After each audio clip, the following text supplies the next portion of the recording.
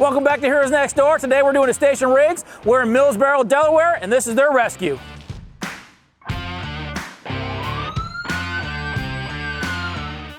This is our first station in Delaware. We're going to be doing a station rigs and a station crib, so pay attention to that.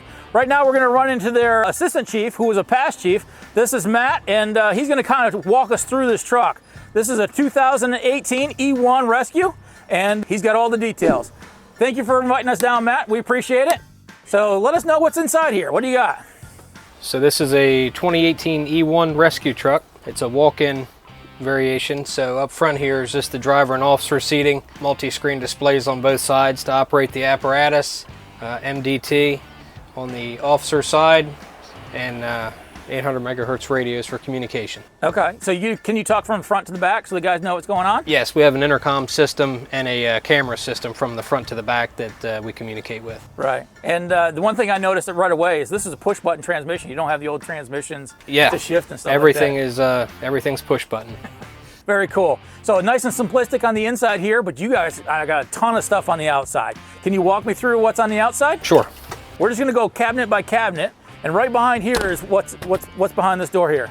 So this is the driver's compartment. And here's a place for the driver to store his turnout gear and an SCBA for his use, and also our lockout kit and DOT equipment. Yeah, very simple, very clean. Behind that we have what? Behind that is our first body compartment. Holy cow, you got a lot of stuff in here. In here we have our built-in toolbox, some portable toolboxes, a battery-powered 32-inch Hurst spreader, and then this is where our fire suppression system deploys from. Okay, you have water on this? Talk to me more about this thing. This is the first time I've seen a small tank on a rescue. So this is what is called a burner system. This deploys a small tank of water and foam solution. It's about 75 to 100 gallons. It also has 2 air bottles. What occurs there is we turn on the air bottles, compress the vessel with the foam solution, and basically we have a calf solution that comes out to the extent of about 1,200 gallons of finished foam through a 1-inch booster hose. Okay, so you're not using this as a fire truck, but you can, if you show up on a fire scene of an auto accident, maybe it lit off after they crashed. Correct. This is a perfect thing to have because the foam can suppress those vapors of the gas and things like that. Is that what it's designed for? Correct. This is for the purposes of car fires that we would respond to associated with a car accident where the truck was due to respond. Okay. The other thing I really like is this toolbox. This is the first time I've kind of seen a toolbox built in. It's nice and clean, labeled nicely. A lot of them we have the portable toolboxes that we take out, but having one that's permanently mounted in there, that looks really nice. Yes, so it works out well. Now I noticed you had a battery-powered Hurst tool. Do you have hydraulics also? We do. So the second compartment houses a Hurst pump with 2 hydraulic tools, as well as the rest of our battery-powered complement. We have a spreader, a combination tool, and a ram, and then again the same for the hydraulic end. So why do you have both hydraulic and electric? So historically we've always used hydraulic tools. When we purchased this truck in 2018, battery-powered tools had become popular, so we wanted to try them. We weren't comfortable with the battery being the only thing that we had at the time, so we stayed with what we knew, and then we added to it with the battery tools as well. Okay, now I hear that the battery powered, even though they're portable, they're heavier than the hydraulic. They are heavier, they are more cumbersome. They're about as portable, but you can go anywhere you want to go with them. We do have the ability to plug them into a shoreline. Okay. So if the battery were to die in the middle of an extrication and we didn't have a spare battery, we could plug it into a cord reel and keep operating. Okay, so you have the best of both worlds here. Yes. So it's almost like a fail-safe. Redundancy. Yeah, redundancy. And Firehouse is all about redundancy. We want to make sure that you are safe, right. I'm safe, and we can get the public out when it needs to be. One thing I missed back here, you have a light system up top. Is this where you control that light? Yeah, this is a controller for the Wilbert light tower, which is mounted on the cab roof. Okay. It has 6 LED heads on it. It will raise up, I think, 12 feet, and then it'll pan around to whatever angle and area that we need it to go to. Okay, okay. It's almost like its own air light then, too. Yes. You got plenty of lights for that. Yes. So underneath here, what do you have? Underneath here is extra storage. Okay. For pads for stabilization. Come along, and then The same thing in there is extra storage for stabilization pads and tips for the 32-inch spreader. Okay, okay, that's cool.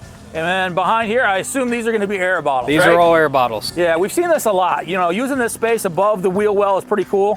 You guys put 45-minute bottles in here, though. Yes. So you have what, 3 on each, or 3 here, 2 back here? 3 here, 2 there on both sides of the apparatus. Okay. To give us the spare bottles for all the packs on the truck. Right. Okay. And then up here, what do we got? So over the wheel well is some additional large stabilization, and then our complement of saws. We have a K12 chainsaw and then a vent saw. Right. Okay. So what would a K12, what the big circle like this, what would somebody use that for? So we would use it for metal roof, where we're trying to ventilate a metal roof, or if we're trying to gain access through a garage door, cut through a fence, any kind of metal cutting. Okay. Realistically. Okay. Okay. And I like how the drawer comes out and folds down. Yes. So even, you know, the shorter guys can actually get up and get to the tools and not strain too much. So where do you keep the fuel and stuff for this? Right here. So we buy the canned fuel for it. It has no ethanol in it, and we just store it right here in the compartment so that it's... So now having ethanol, you don't have to worry about going bad over... Right, we don't have any carburetor issues with the ethanol-free fuel. Right, right. So we're able to buy that commercially, and we just keep it I also like how it's organized really well. It's not packed full of a bunch of stuff. It sits in its own little compartment. It's secured there. It looks very nice. Thank you. So, what do you got back here? So this is our Stabilization Cabinet. Okay. This houses all of our vehicle stabilization equipment. This is one of the first rescues that I've seen that hasn't used wood as their cribbing. You use composite kind of material. Why is that? So historically we've used wooden cribbing. When we bought this truck, the cribbing that came off of the previous truck had become aged and started absorbing some oils, hazardous, gasoline, things like that, and also had glass embedded in it from years of use on the ground underneath vehicles. So we opted to start fresh with the composite cribbing with the hopes that it won't absorb any liquids or have anything attach itself to the cribbing that might injure one of the firefighters. Right. Yeah, that's definitely forward thinking, and especially nowadays, we talk about wood. Wood is expensive. Right. So, buying this composite, it's very durable, it doesn't soak up stuff. That's a good way to go. It works out well for us. So, all right, let's work our way around back. You have a walk-in, which is unusual. A lot of the rescues nowadays are, up top and stuff like that. We're going to come back to this in a little bit. Okay. Let's circle around to the other side and let's go down the passenger side of this vehicle. Okay. Back here, what's in this compartment? So this compartment is primarily hand tools. There are 2 slide-out trays with an assortment of hand tools, axes, pry bars, roof hooks, things of that nature, as well as our junkyard dog. Yeah, the staple jacks. of any cribbing. And then with the junkyard dogs comes the mirage of assortments and attachments that we keep. And then we have a shop vac as well. I think this is the first rescue I've ever seen with a shop vac. So, cleaning up after yourself, or cleaning up an accident is pretty cool. Do you use that often? Not often. There are times where we would have to clean something up if there was a liquid spill or glass in a vehicle that a child was locked in, something like that, where we just try to be neighborly and clean up so that they can be on their way without any unnecessary hazards. Right.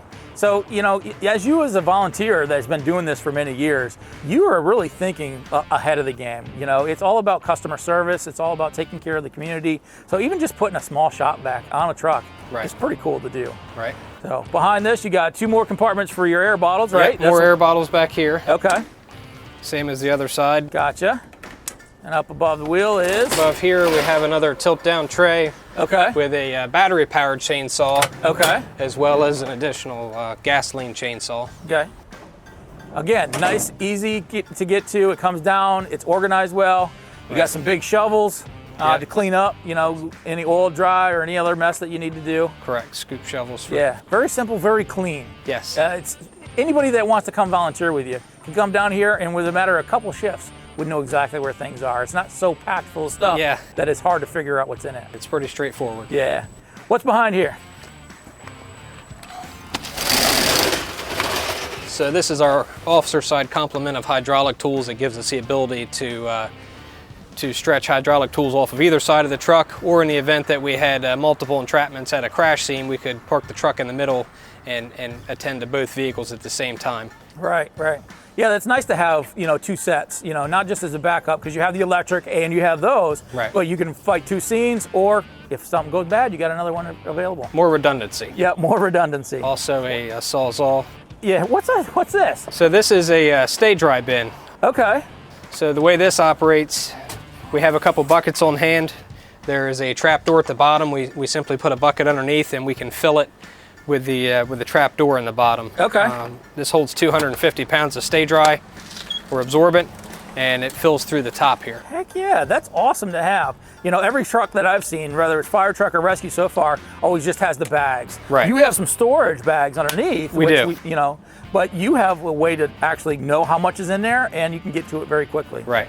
So, yeah, this is a lot cleaner and a lot more user-friendly. Is this a custom-made piece? It is. E1 made this at our request when we had the truck built. Okay, okay. And it was your brainchild, or did you see something like that before? We brought the idea with us from a previous. We had a 1996 Four Guys rescue truck that it was built in an overhead compartment, okay. And it came down through a large hose, and it was a good idea, but the employment of it was a little tricky. Okay. And getting the bags to the top to fill it and whatnot, so we wanted to bring it more to a ground level so we can fill it here, deploy it here, and not have to take our feet off the ground to do it. Right, right. Very safe. Good way to do that also. I think that's pretty cool. I think a lot of the trucks should start going to that. It's very easy to use. Yes. So you got two more compartments here. We got this one has what behind it? So this compartment is our primarily lighting compartment. We Okay. have some LED scene lights, a generator light. We also keep our positive pressure fan, electric fan. We have a backpack blower for debris cleanup at crash scenes, okay. Brooms, and then an assortment of Hearst chains. So this is a pull-out drawer, just like everything else. Is that how you fill the water for the foam system? Yeah, this drawer is a traverse compartment drawer, and it'll go out either way, okay. halfway. Okay. So when the burner system is utilized, we can pull the tray out this way and fill the water tank. That's awesome. Again, look how well organized this is. If I stand back and I look at this truck, just down all these open compartments, I can tell you exactly where it is, and I don't even work here. Right. So very nice to have, especially, you know, as those volunteers come in. Hopefully you're getting the newer generation. You got a couple new members or junior members coming up. Right. This is awesome for them to use and take a look at and help out with. Mm-hmm. You got one more compartment here, right?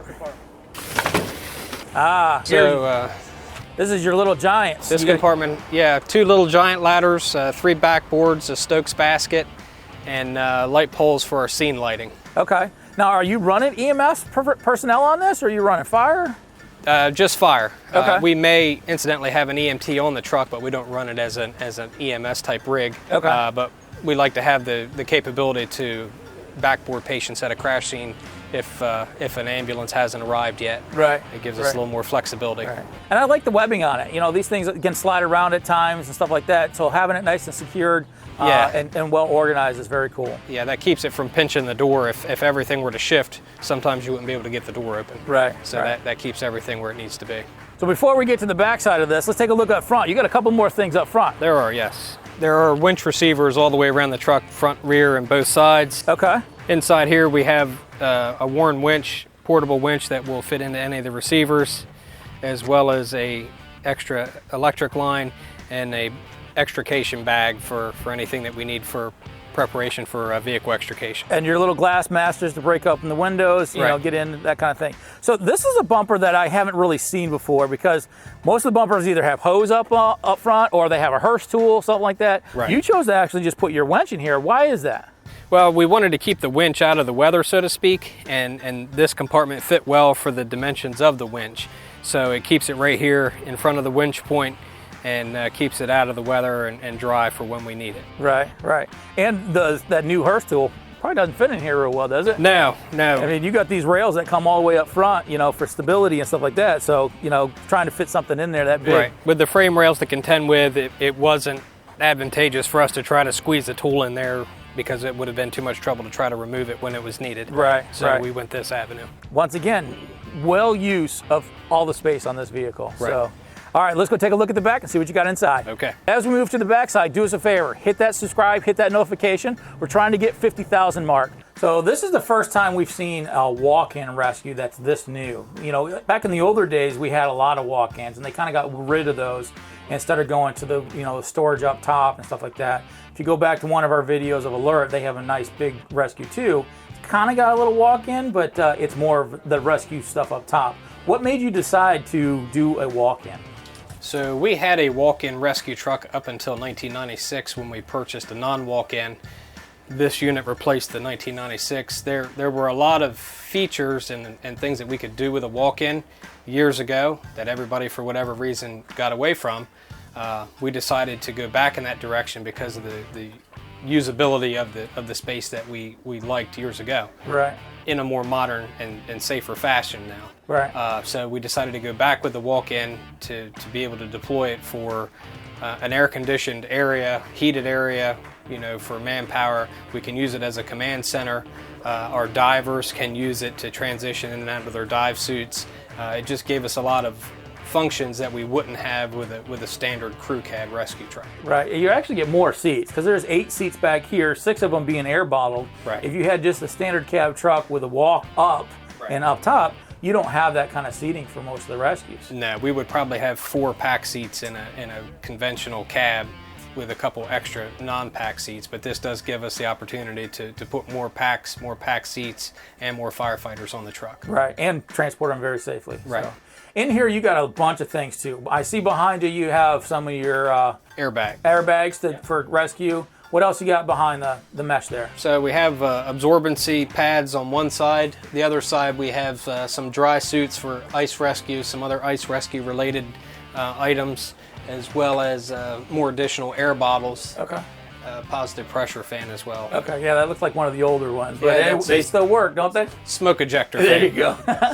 And up here, I mean, you got a nice cabinet. You could put a command module up here if you needed to. Yes, we can take our tablet from up front, transition it back here, and use this as a command center. You know, we have a mobile radio, and we can move back here with whatever we need to run a larger scale incident and be out of the weather, so to speak. Sure, sure. So you got your lights as we work our way forward. You got your spare batteries. You have a FLIR or a thermal imaging camera. And then we're heading back towards the back of this truck.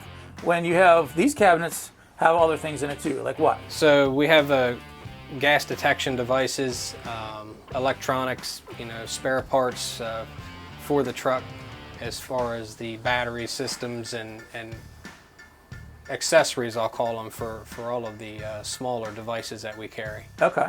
And over here, it's kind of your rehab area. You got a coffee maker and a little fridge. It is. With all your refreshments. So, you know, it's not just a fire truck or a rescue truck. It can be used as a rehab. Right. So, some place to get out of the weather, whether it's hot or cold. They can get a hot drink, a cold drink, and, you know, relax for a moment. Right.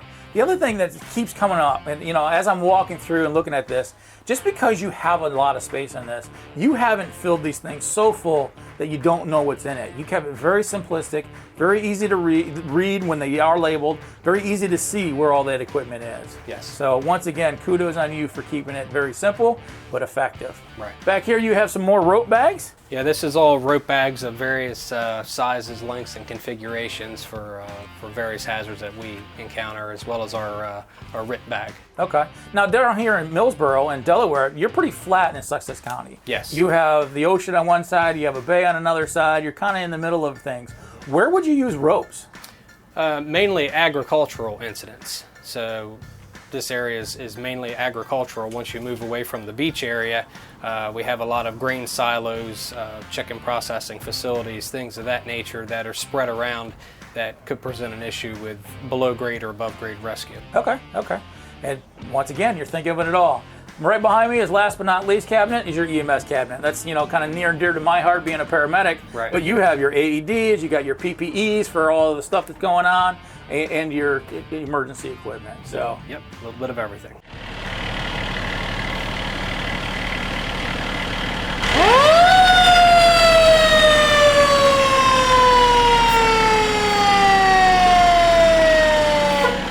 So once again, this is a 2018 E1 Rescue. We're down in Millsboro, Delaware. This is our first fire station in Delaware to do. So thank you all for watching. Do us a favor, hit that subscribe, hit that notification so we can keep bringing you more.